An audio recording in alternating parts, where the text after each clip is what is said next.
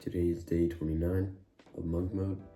It's 4:01 in the morning, and I wanted to come on here and just talk about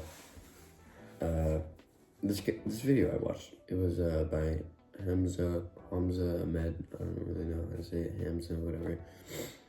And it was talking about rejecting degeneracy, and it kind of opened my mind quite a bit because he used this analogy, basically, of just, having sex with a woman is like putting a piece of tape on your hand.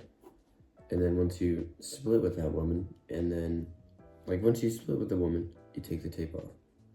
And then once you get with another, you put the tape back on. And you keep doing that, and that's like what happens every time you have sex with a woman, right? Because it becomes less and less bonding. And obviously I'm just transferring his word. I have no experience. I can't say it's true or that it's false, so keep that in mind. I just think that it's, I would like to believe it, So, yeah, basically the tape is just getting worse and worse. The tape is getting worse and worse. And basically his entire idea of the video was to spread the idea or promote the idea of just not having sex all the time, because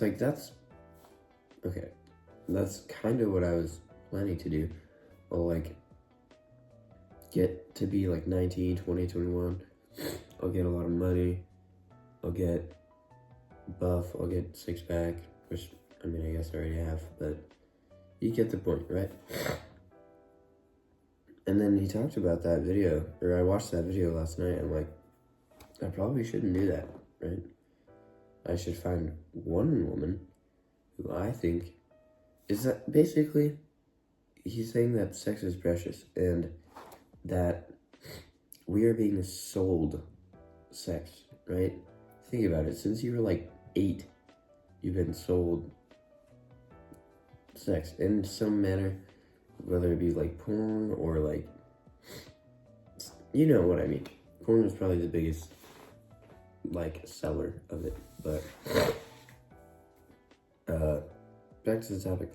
I don't want to be that old ass, raggedy ass tape, and I don't want my woman to be that, right?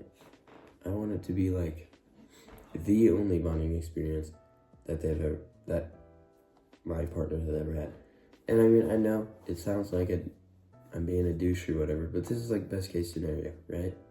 It's not the only option and that all women beside that are trash. No. It's just that if I had my way and I got to choose the perfect woman, that would be one of her qualities, right? That's just my preference. That's my values. So that topic is done. And something else I wanted to talk about is transcending the fear of judgment. So that sounds pretty out there, but really it's not that complex. It's just stopping giving a shit about what other people say about you and not getting angry about it. Say somebody, this is a true story, somebody said, oh look, it's an alien because I was bald, right?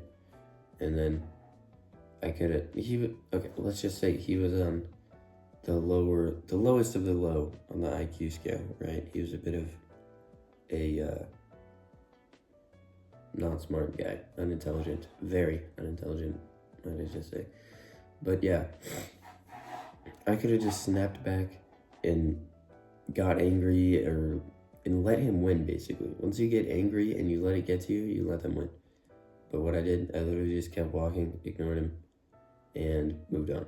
Because I don't give a shit, right?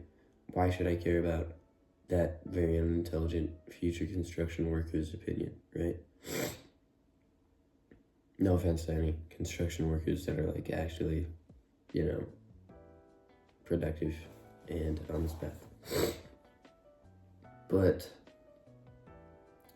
yeah, it takes a lot to get over judgment, and I kind of need to become more social. And this is just me being honest. I'm not the most social guy. I'm pretty reserved. If I don't like you, I just won't really talk to you, and it'll be like a pain to hold the conversation with you. But I mean, that's not a horrible quality. It's not like the worst thing in the world, but it's definitely not the best, because I could be more, generally accepting or something like that.